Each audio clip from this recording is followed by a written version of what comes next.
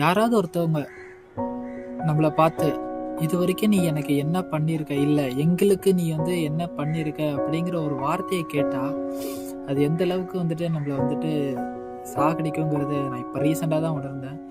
என்னதான் நம்ம எவ்வளோதான் செஞ்சுருந்தாலும், எவ்வளோ கஷ்டப்பட்டு நம்மளால முடியாத காரியங்களை அவங்க கேட்டாங்க, அவங்களுக்காக தான், இதை விட யாருக்காக நம்ம செய்ய போகிறோம் அப்படிங்கிறத யோசிச்சும் நம்ம செஞ்சாலும் கடைசியில் அந்த வார்த்தை வரும்போது அது வந்துட்டு எந்த அளவுக்கு கொள்ளுங்கிறத லிட்ரலாக வந்துட்டு எத்தனை பேர் உணர்ந்துப்பீங்கன்னு தெரில. பட் இப்போ ரீசெண்டாக ஒரு December 2 அன்றைக்கி எனக்கு அந்த சம்பவம் நடந்துச்சு. நான் அன்றைக்கி செம்மையாக நான் வந்து உணர்ந்தேன் அது. ஆக்சுவலி இது வரைக்கும் அவங்க தான் உலகம், அவங்களுக்காக தான் எல்லாம், அவங்க தான் அப்படிங்கிற மாதிரி வாழ்ந்த எனக்கு ஆக்சுவலி வந்துட்டு ஒரு பெரிய ஒரு டேர்னிங் பாயிண்ட், ஒரு பெரிய வந்துட்டு ஐ ஓப்பனராகவே இருந்துச்சு அந்த சுச்சுவேஷன் ஆக்சுவலி நடந்தது.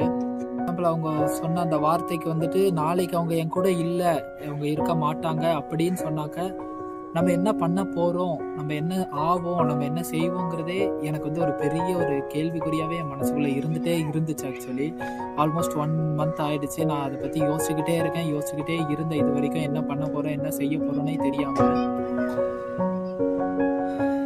2025 லாஸ்ட் வந்து எனக்கு ஒரு ஐ ஓப்பனர் வந்து 2026 கண்டிப்பாக எனக்குன்னு ஒரு ஃபவுண்டேஷன் கண்டிப்பாக நான் உருவாக்கியே தீரணுங்கிற ஒரு ஆசையை விட கட்டாயத்துக்கு நான் வந்து தள்ளப்பட்டேன்னு தான் சொல்லணும். ஆக்சுவலி ரொம்பவே வலிச்சிச்சு அந்த ஒரு சுச்சுவேஷன் நடந்ததோ ஒரு இதுவோ வந்து ரொம்பவே வலிச்சுது.